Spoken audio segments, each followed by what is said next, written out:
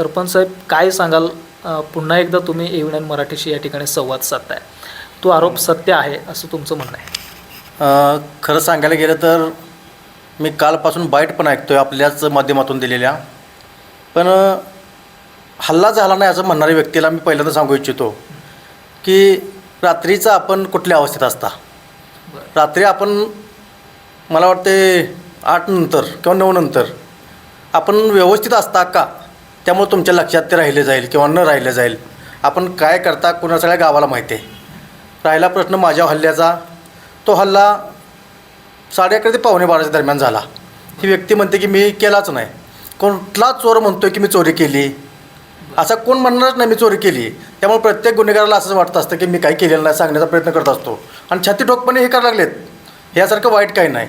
वाळव्याच्या सरपंचावरती जर हा अन्याय होत असेल, हल्ला होत असेल, तर साहेब आपल्या माध्यमातून मी नक्कीच माझ्या गावाला सांगू इच्छितो की आपली जनता एवढी दूधखोळी नाही की त्यांचं ऐकून किंवा या बाईट ऐकून की त्यांचा रोज माझ्यावरती येईल. अजिबात नाही. लोकांना माहिती आहे ते गावगुंड आहेत. त्याच्या विरोधात कोणीही साक्ष द्यायला सुद्धा तयार नाही. आज पोलीस स्टेशनला पोलीस स्वतः त्या ठिकाणी असताना पोलिसांनी शिवीगाळसुद्धा ऐकली आहे आणि तसं पोलिसांनी सांगितलं आहे पण त्यांच्या PI साहेबांना. त्यामुळे शिवीगाळचा विषय तिथंच संपला होता. पण तरी पण ते म्हणतात मी काही शिवीगाळ केली नाही. त्यानंतर आणखी एक विषय की आमचे वाळव्याचे नेते राजेंद्र भाऊ पाटील हे पण काहीतरी बोलले परवा काल की असं काही ट्रिगल आमचा माणूस जाऊन ट्रिगल ओढून मागे येणारच नाही. पण मी त्यांना सांगू इच्छितो भाऊ की त्याच्यात तेवढं दमच पाहिजे गोळी घालायचा. बहुतेक मला वाटतं एक तर त्याला ती रिव्हॉल्वर चालवा येत नसावी, त्यामुळे त्यातून गोळी उडलेली नाही. दुसरी गोष्ट असेल तर फक्त धमकीच द्यायचो आलता आणि तो म्हणतोय की तो 3 फुटाचा, मी 2-3 कानपडीत ते बेशुद्ध पडला असता. पण एक सांगू इच्छितो, मी सामान्य जरी कुटुंबातला असलो तरी गांधीजी मार्गांना मी जाणार नाही. शाहू फुले आंबेडकर यांचे विचार आत्मसात करून ते विचारांना मी कुठेही पायमल्ली देणार नाही. कारण का आज गावाच्या हिताचं काम करत असताना, फुले शाहू आंबेडकरांचे विचार जपत असताना, शिवाजी महाराजांचे विचार जपत असताना आपण जयंतीला माझा कधीच विरोध नव्हता. पण ते मगाशी जसं मी एका बाईटवर ऐकलं की 3 थोबाडी दिली असत्या, 3 फुटाचा आहे. तुम्ही सचिन तेंडुलकरला बघा साहेब, उंचीला कमी आहे पण शोएब अख्तरला पाहिजे तसे षटकार मारत होता. हे त्या 3 फुटाच्या 4 फुटाच्या किंवा 5 फुटाच्या उंचीच्या माणसाचा दम असतो. तो उत्तर तोंडानं देत नाही, कृतीतून देतो. आणि मी पण आज शिवाजी महाराजांचं उदाहरण घ्या, 7 फुटाचा अफजल खानाला फाडला. काय त्याचं कारण? मग त्याचं काय विचार मोठे आहेत. आणि स्वराज्य स्थापन करण्यासाठी शिवाजी महाराजांनी घेतलेली ती एक उत्तुंग भरारी होती किंवा ते धाडस होतं. स्वतःच्या जीवावरती बेतूनसुद्धा मागे हटले नाहीत. त्या विचारानं प्रेरित होऊन मी सुद्धा असे किती पण गावगुंड पुढे येऊन देत, मी पाठीमागं हटणार नाही. मी माझं काम चालू ठेवणार. कितीही मोठा अख्तर येऊन देत, नाहीतर मग अफजल खान येऊन देत. अफजल खान आला तर फाडून जाईन, अख्तर आला तर 6 मारून जाईन. किती पण गुगल्या टाकून देत, गुगलीला भेट नाही. मी त्यात अगदी PhD केल्या म्हटलं तर हरकत नाही. मी पण खेळाडूच आहे. ते काय म्हणतात की मिरवणुकीच्या वादावरून हा सगळा वाद सुरू झाला आहे, जयंतीवरून.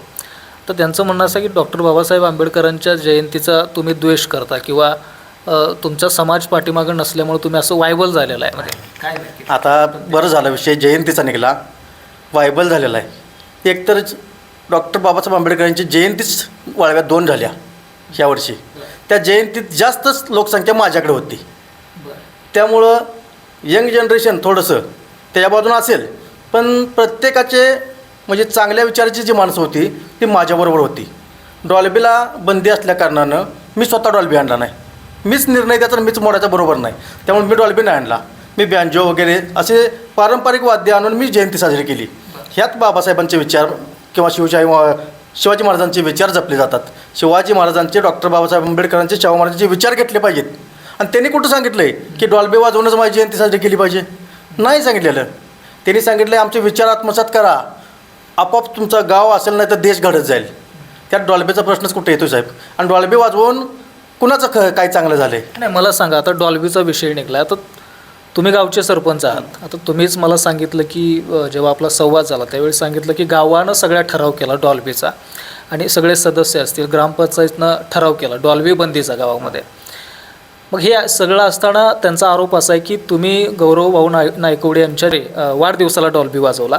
त्याच्यानंतर जेव्हा इलेक्शन झालं पंचायत समितीचं आणि जिल्हा परिषदचं, तेव्हा तुम्ही डॉल्बी वाजवला. मग तुम्ही एक सरपंच जबाबदारी व्यक्ती असताना सुद्धा मग तुम्ही का डॉल्बी वाजवला? एक तर मी पहिल्यांदा तुम्हाला सांगेन की गौरवभावांचा वाढदिवसच साजरा केला नव्हता यावर्षी.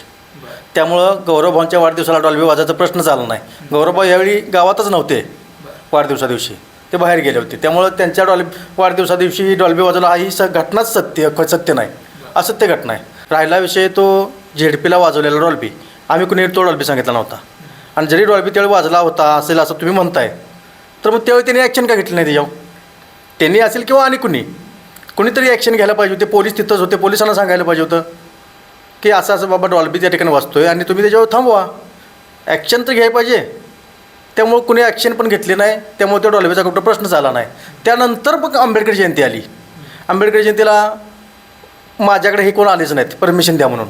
कारण का गेले 3 वर्षानंतर पहिल्यांदाच मी सांगतो, मला 3 वर्ष झाले की मी सरपंच म्हणून झालेलं ह्याला पहिलं आवडलेलं नाही. कारण का ह्याला मी पाडून आलो आहे, ह्याला पाडलेल्याला आवडत नाही. मग अनेका सामान्य कुटुंबातला माणूस मला पाडून सरपंच होतो आहे आणि मी एवढा मोठा असून होऊ शकत नाही.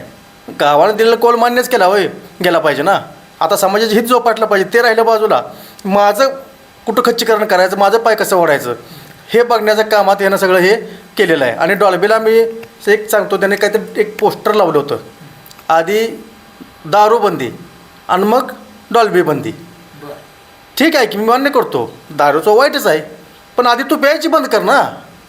मला तर म्हणायचं की तू प्यायची तर बंद कर. तुझ्याजवळ असणाऱ्या त्यांना चांगलं काही ते सवय लाव. त्यांना पण पाचतोयस, तू पण पेतोयस, ते मावा खायचा त्यांना पण द्यायचा. मग त्यामुळं यंग जनरेशन याजवळ तेवढ्यासाठीच असतं, ह्याच्यापेक्षा फार मोठं समाजकार्य करायसाठी नसतं. समाजकार्य मला दाखवा तुम्ही त्याच्याजवळचा माणूस एखादा, किंवा तो स्वतः काही समाजकार्य करतो. ते जयंतीच्या बाबतीत बोलाल तर अखंड महाराष्ट्रातला म्हटलं तर हरकत नाही किंवा अवघड ठरणार नाही साहेब, की महाराष्ट्रातला सगळ्या महापुरुषांच्या जयंत्या मी साजऱ्या करतो आहे. आमच्या ग्रामपंचायतीमध्ये तुम्ही कधी पण या, सगळ्या जयंत्या आणि पुण्यतिथ्या अगदी कॅलेंडरमध्ये असतील नसतील त्यासुद्धा सगळ्या जयंती आणि पुण्यतिथ्या मी त्या ठिकाणी साजरा करतो आहे. आणि प्रत्येक महापुरुषाला वंदन करायचं काम, त्यांचा विचार जपायचं काम मी करतो आहे. त्यामुळे ह्यानं सांगायचं नाही मला जयंत्या करायसाठी आडवं लावतो आहे वगैरे, काय नाही, सगळं खोटं बोलतो आहे तो. आणि ह्याला एक गोष्ट आहे की ह्याला आवडत नाही. आता माझ्याबरोबर मॉब जास्त आला, ह्याला काय गरज चालली आहे मला विचारायची? नक्कीच की माझे विचार चांगले आहेत, विचार चांगले आहेत म्हणून मी माझ्या पद्धतीनं डॉक्टर बाबासाहेब आंबेडकरांची मिरवणूकसुद्धा वाळव्यातनं काढली. अजिबात कुठं दंगा धोका नाही, काय नाही, पण त्याच्यापेक्षा जास्त मॉब माझ्यावर होता म्हणून त्याला ते आवडलेलं नाही. आणि म्हणून तो आता हे असे आरोप करतो आहे की आंबेडकर जयंती परवा झालेले आमच्या शिवराज्याभिषेक दिन असेल किंवा आता परवा शाहू महाराजांची जयंती झाली, हे काय त्याने विचार जपायसाठी केलेली जयंती नाही. मला दाखवायचं आहे त्याला सरपंचाला की मी तुझ्या विरोधात जाऊन तुझं दिलेला नियम मोडणार आहे आणि डॉल्बी वाजवणार आहे, हे दाखवायसाठी ते करतो आहे. मला एक सांगा, हे आता जे प्रकरण आहे आता सगळं जिल्हाभर राज्यभर तुमचं हे प्रकरण गाजतं आहे.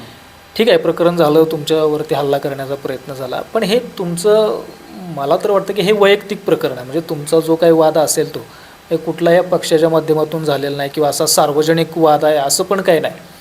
मग हे आता हे कुठंतरी थांबलं पाहिजे मुळात. म्हणजे कसं आहे, तुम्ही एकदा बोलला की परत ते त्याच्यावरती कमेंट करणार, परत तुम्ही बोलणार, हा वाद कुठंतरी वाढत जाण्यापेक्षा कुठंतरी थांबणं गरजेचं आहे ना.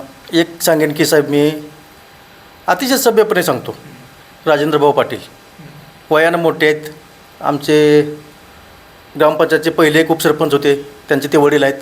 ते माझे राजकीय नाही पण कामात येऊन आम्ही एकमेकाच्या सहकार्यानं आम्ही ग्रामपंचायत सुद्धा चालवली. म्हणजे थोडेफार मित्रत्वाचे संबंध पण आमचे आहेत. पण त्यांच्या वडिलांनी म्हणजे आमच्या राजेंद्र भाऊंनी, ज्यांचा मी आदर करतो, मगाशीच म्हटलं, त्यांनी आमच्या गौरव भाऊंच्यावरती असं अर्वाच्य भाषेत बोलणं योग्य नव्हतं. कारण का हे भांडण माझं आणि संदीप धनवडे आमच्या दोघांचं आहे.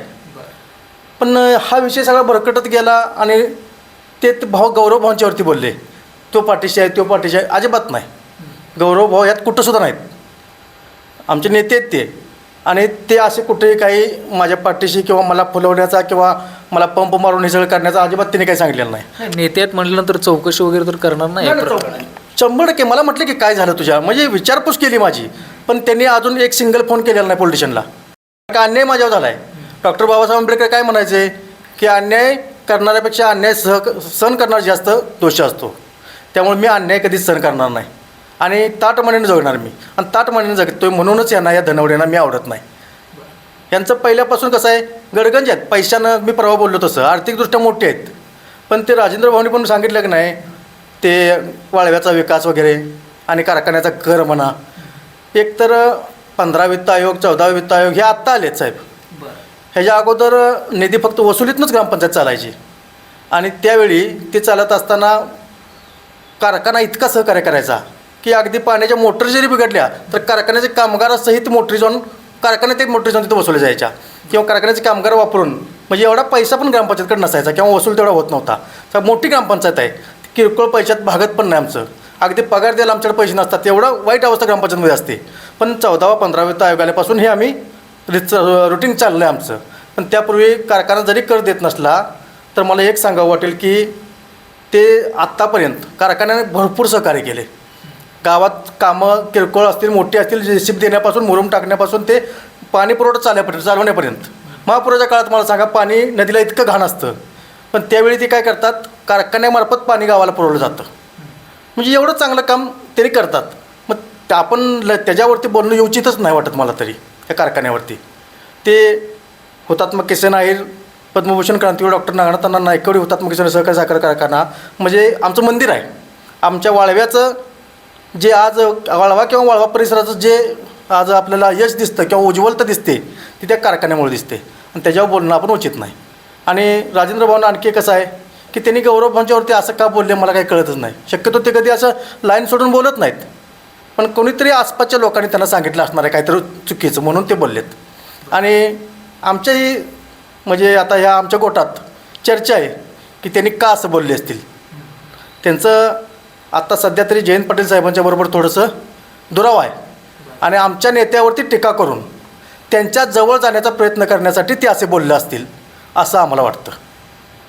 काय आहे बघा, आता तुम्ही पण तुम्ही असाल किंवा ते असाल, ते आपापल्या नेत्यांची नावं घेत आहे. ठीक आहे, ते नेत्यांची काही चूक नाही. एकतर ते त्यांचं ते कामात सगळे व्यस्त आहेत. भांडण तुमचं आहे.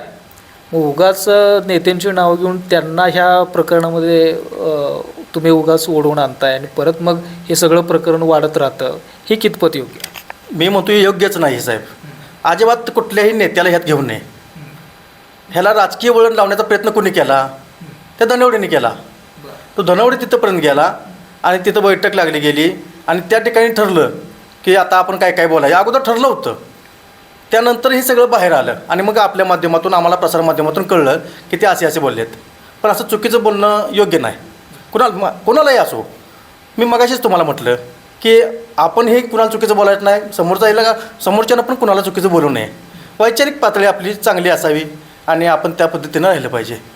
आता मगाच तुम्ही म्हटला की नेते मंडळींनी ह्यात येऊ नये. मी साहजिकच म्हणतोय, भांडण माझं त्याच आहे ना. आम्ही दोघं लढतोय एकमेकासंग. काय बघूया की कोण मोठं कोण बारकं. खरं सांगतो, मी माझं सत्य मांडणार आहे, तो त्याचं खोटं मांडणार आहे.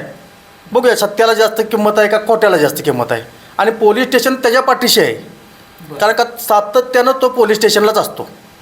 माझं पोलीस स्टेशनला काहीच काम नसतं कधीच. एक वेळ इलेक्शनला त्यानं भाषण केलं होतं संदीप धनवडेनं. कधी जर चुकून त्यांच्याकडून मिळतं का बघा किंवा तुम्हाला कुठं सापडलं तर बघा, की त्यानं फक्त सांगितलेलं ह्यो सरपंच म्हणजे मी इलेक्शनला उभा राहिल्यानंतरच विषय आहे. ह्यो जो आत्ता माझ्या पुढे इलेक्शनला उभा राहिला आहे संदेश कांबळे, त्याला कोण विचारते म्हटला. महापुराच्या काळात बरमोड्या फिरत होता. अरे महापुराच्या काळात चिखलात फिरताना बरमोड्यावर फिरायचं असतं. टायकोट घालून फिरून कुठं काम होतं, ही समस्या होती काय. पण त्याला एकच सांगायचं आहे मला की काम करत असताना किंवा आपण काय म्हणतो त्याला, प्रत्येक गोष्टीत राजकारण आणू नये. राजकारण ते राहिला विषय कुठं की तो भाषण करत असताना काय बोलला. डायरेक्ट काय म्हणतोय, ह्याला कोण विचारतं आहे. आष्टा पोलीस स्टेशनमध्ये जायचं आणि संदीप अण्णाचं नाव सांगायचं. तुम्हाला काय ते कळते, तुम्हाला कोण विचारणार नाही, डायरेक्ट सोडणार तुम्हाला बाहेर.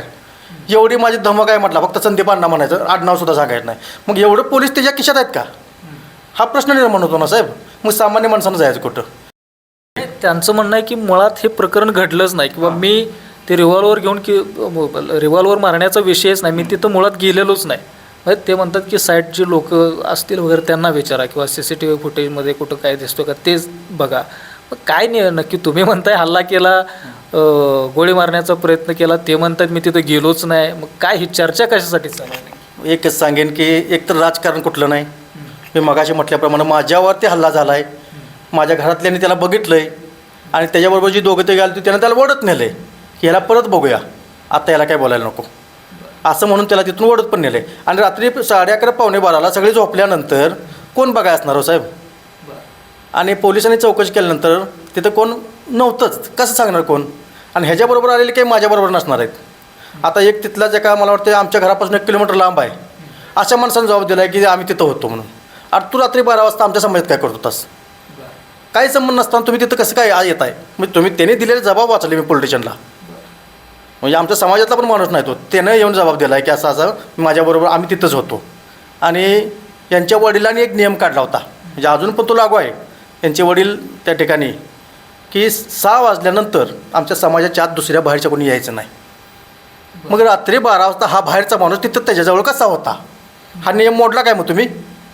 हे मला त्यातून म्हणायचं आहे. असं नको की आपलं असलं की चांगलं आणि दुसऱ्याचं ते वाईट, असं नाही चालणार आपल्याला. एकच सांगेन मी की माझ्याबद्दल म्हणायचं म्हटलं तर मला कुठलीही आस नाही. मला काम करायचं आहे आणि काम करत असताना कितीही अडचणी आल्या तरी मी कामच करणार. आणि राहिला विषय हे राजकारणाचा, मला खरं सांगतो साहेब तुम्हाला की गावातल्या प्रत्येक व्यक्तीने सहकार्य केले काम करत असताना, अगदी लहानापासून मोठ्यापर्यंत. प्रत्येक आता गणपती विसर्जन असेल, लहान लहान मुलंसुद्धा माझ्याबरोबर येऊन थांबतात, ते कचरा वगैरे गोळा करून सगळा, किंवा गणपती आतमध्ये नदीत नेऊन सोडायला, अशी लहान लहान मुलंसुद्धा असतात. आणि मोठी लोकं, मग म्हातारी मंडळीसुद्धा जे वयाने जास्त आहेत, ते मार्गदर्शन करण्यासाठी मला ग्रामपंचायतमध्ये येत असतात. हे का तर माझा लहानापासून मोठ्यापर्यंत सगळ्यांशी संपर्क आहे. आणि त्याचं म्हणणं त्याला वाटत असेल की ह्याच्याकडची सगळी पोरं मी काढून घेतली म्हणून हे सगळं व्हायला लागलं आहे. नाही, अजिबात काही नाही. मला त्यांना काही फरक पडत नाही. कारण का मी एकच आहे, मी कुत्रे घेऊन फिरणारा माणूस नाही, मी वाघ आहे ना. वाघ एकटाच फिरत असतो, वाघाला कुत्र्याची गरज नसते कुठल्या. त्यामुळं कळपात कोण फिरतं? कुत्री. त्यामुळं मी त्याच्यावर बोलणं शक्य म्हणजे मला योग्यच वाटत नाही. ठीक आहे, अगदी शेवटचा प्रश्न आहे. आता हे प्रकरण पोलिसांमध्ये त्या ठिकाणी प्रलंबित आहे किंवा केसचा हे स्टडी चालू आहे त्या केसचा. काय होईल या केसमध्ये आणि तुमची अपेक्षा पोलिसांच्याकडून काय आहे? मी एकच म्हणेन की सर्वसामान्य माणसाला गुलामीतून बाहेर काढण्यासाठी किंवा त्यांच्यावरती जो खच्चीकरण चाललं आहे, आता माझ्या समाजाबद्दल बोलतो मी, बाहेरच राहून दे, माझ्या समाजातली माणसं जी आहेत, अहो सामान्य माणूस, रोजगारावरती जगणारी माणसं आमची समाजातली माणसं आहेत, साहजिकच मोठ्या माणसांना घाबरणार. आणि त्यांच्यावरती त्यांचा दबाव आहे, त्या लोकांचा, त्या धनवड्यांचा, आणि त्या दबावापोटी ते सगळे घाबरतात. पण त्या गुलामीतून त्यांना बाहेर काढण्याचं काम मी करतो आहे. आणि ते करत असताना सुरुवात तर माझ्यापासूनच केली पाहिजे. कुठल्याही चांगल्या कामाची सुरुवात करत असताना स्वतःपासून करावी. म्हणून मी कधीच त्यांना आतापर्यंत घाबरलेलं नाही. इलेक्शनमध्ये सुद्धा तो माझ्या अंगावर आला होता. बोगस मतदान करत असताना मी अडवलं म्हणून माझ्या अंगावर आला. पण मी घाबरून गप बसलो नाही, मी जशाच तसं उत्तर दिलं. पण त्याचं फळ आज मिळालं की मी सरपंच झालो, गावानं मला सरपंच केलं. मग जनतेचा जर मनात असेल की हे पोरगं चांगलं आहे, चांगलं म्हणण्याचा, ही एक दोघं सांगून मी वाईट होऊ शकत नाही हो. ह्या एका दोघांना सांगून मला काही फरक पडत नाही. अनेकदा बघ म्हणा पुढे येऊन आणि तुला दाखवतो काय असते निवडणूक किंवा काय असतं विजय. अजिबात मला काय घाबरायची गरज नाही. माझ्यापासली कोण तुझ्याजवळ आली असली तर येऊन द्यात, मला काही फरक पडत नाही. त्यांचे सगळे विचार माझ्याबरोबरच आहेत. फक्त कुठल्या तरी दबावापोटी, नाहीतर दारू मटण आणि मावासाठी जर तुझ्या संघ कोण फिरत असतील तर नक्कीच फिरून द्यात. फक्त माझं म्हणणं एक आहे की त्या पोरांचं कुठं तर तू चांगलं कर. तुझी शाळा आहे त्या शाळेत सर्व्हिसला लाव, आणि कुठं तुला काय करता आलं असलं तर त्यांचं भलं कर. माझ्याजवळ पोरं असले की मी त्यांना कुठं कारखान्यात कामाला लावतो, इकडे असं माझं असतं. संघ माझ्या फिरला नाही तरी मला चालतं, पण ते कुठं नोकरी करून स्वतःच्या पायावर उभं राहिली पाहिजेत, असं माझं म्हणणं आहे. आजची यंग जनरेशन सुधारली पाहिजे आणि कुठंतरी सुशिक्षित झाली पाहिजे. MPSC UPSCसाठी परीक्षा देऊन कुठं बाहेर पडून देत की पोरं. कुठं ते असणे त्यात शिकला तर हे करायचं सारखं मावादी दारोद्दीन हिथंच किचपट ठेवा, नको असलं काय करायला. त्याला पण मला सांगणं असेल, तुला समाजकार्य करायचं असेल तर त्या जवळ फिरणाऱ्या पोरांचं चांगलं कर. मी तुझ्या विरोधात उभासुद्धा राहत नाही. दाखव मला त्या सगळ्याजवळ जेवढ्या तेव्हा जंग जेवढी आता आहेत त्या सगळ्यांना नोकरी लावून दाखव. पण आणि माझ्याकडे ते येऊन द्यात, त्यांना मी नोकरी लावून दाखवतो. कारण का मला संघ फिरायला माणसं नको आहेत. त्यांचं कुठं चांगलं होते, त्यांच्या पाठी बघून आपलं चांगलं होते, एवढंच माझं म्हणणं आहे.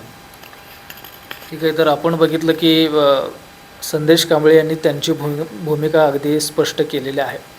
आणि खरं तर हे प्रकरण 10 ते 15 दिवसापासून संपूर्ण राज्यभर गाजत आहे. मात्र हेही त्यांच्यावरती आरोप करतायत. आता संदेश कांबळे यांचं म्हणणं आहे की तो हल्ला माझ्यावरती झालेला आहेच आणि धनवडे जे आहेत, संदीप धनवडे, ते स्वतः रिव्हॉल्वर घेऊन त्यांच्यावरती त्या ठिकाणी हल्ला करण्याचा त्यांनी प्रयत्न केलेला. मात्र त्यांची भूमिका अशी आहे की मी तिथं गेलोच नाही. मात्र आता नेमकं काय घडलं आहे हे पोलिसांनी त्या ठिकाणी शोधून काढलं पाहिजे.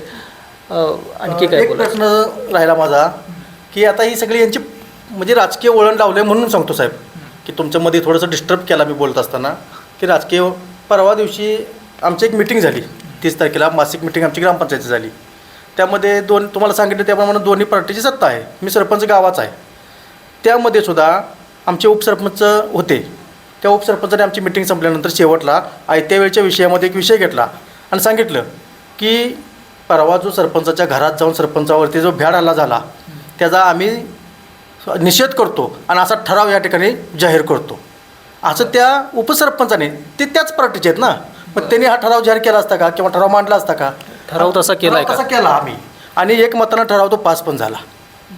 आमच्या ग्रामसेवकांनी लिहून पण घेतला. प्रोसिडिंग आमचं कधी पण येऊन तुम्हाला दाखवतो आम्ही, बघा की आम्ही तसा ठराव केला आहे. उपसरपंचांनी मांडला, मी नाही मांडला. माझ्या अन्याय झाला मीच कसं मांडू? म्हणून उपसरपंचांनी तो ठराव मांडला की आमच्या सरपंचावरती परवा जो अन्याय झाला किंवा हल्ला झाला, भ्याड हल्ला, तो उद्या आमच्यावर प्रति होऊ शकतो आहे किंवा आमच्या सदस्यावर तेवढे होऊ शकतो आहे. त्यामुळं आत्ताच त्याला कुठं आळा बसण्यासाठी आम्ही त्याचा ठराव करतो आहे, असं उपसरपंचांनी म्हणणं मांडलं आहे. ठीक आहे. तर हे आता प्रकरण माझ्यासोबत घडलंच अशा पद्धतीचे ते पुरावे या ठिकाणी देताना आपल्याला बघायला मिळत आहे. मात्र हे प्रकरणाचा जो तपास आहे तो आष्टा पोलीस ठाण्याकडं त्या ठिकाणी आहे. मात्र ह्या प्रकरणामध्ये नक्की काय काय घडलेला हा पोलिसांचा विषय आहे. त्यांनी ते शोधून काढलं पाहिजे आणि जर काही प्रकरण घडलं असेल तर याच्यामध्ये जे कोणी दोषी असतील त्यांना खरं तर त्यांच्यावरती कारवाई मुळात ही झालीच पाहिजे. कारण लोकशाहीचं राज्य या ठिकाणी आहे आणि लोकशाहीमध्ये या ठिकाणी आपण वावरत असताना, जगत असताना जो कोणी नियमांचं उल्लंघन करेल, कायद्याचं जो कोणी उल्लंघन करेल त्याच्यावरती त्या ठिकाणी त्याला शिक्षा होणं हे गरजेचंच आहे. मात्र या प्रकरणामध्ये इकडून त्यांच्यावरती आरोप केले जात आहेत, तिकडून यांच्यावरती आरोप केले जात आहेत. मात्र मला या गोष्टीच्या माध्यमातून, या प्रकरणाच्या माध्यमातून असं सांगायचं आहे की मोठ्या त्यांचे जे नेते मंडळी आहेत त्यांना कदापि या प्रकरणामध्ये आपण न घेतलेलंच बरं. कारण कसं आहे की उद्या कोणतरी वेगळे शब्द बोलणार, ते कोणतरी वेगळे शब्द बोलणार आणि जर का हे नेत्यांचा याच्यामध्ये बिलकुल संबंध नाही आहेच. मात्र कुठंतरी उगाच हा वाद या ठिकाणी पेटत राहण्याची या ठिकाणी शक्यता दाट वाटते. त्यामुळं यामध्ये कोणी राजकारण न केलेलं बरं असं माझं मत आहे. शेवटी त्यांचा निर्णय त्यांच्यासोबत. मात्र अशा पद्धतीचं जे काय हे प्रकरण आहे कुठंतरी हे निवळलं पाहिजे. पोलिसांनी चांगल्या पद्धतीनं तपास करून त्याच्यामध्ये कोण दोषी आहेत, कोण कारवाईच्या योग्य आहे त्याच्यावरती ते शोधून काढून त्यांच्यावरती कारवाई करण्यात यावी. आणि संदेश कांबळे यांनी जी भूमिका मांडलेली आहे की माझ्यावरती तो गोळीबार झालेलाच आहे आणि तिथं ते धनवडे आले होते, रिव्हॉल्वर माझ्यावरती लावलेले आहे, ते अनेक पुराव्याच्या माध्यमातून आपल्याला सांगताना या ठिकाणी बघायला मिळत आहे.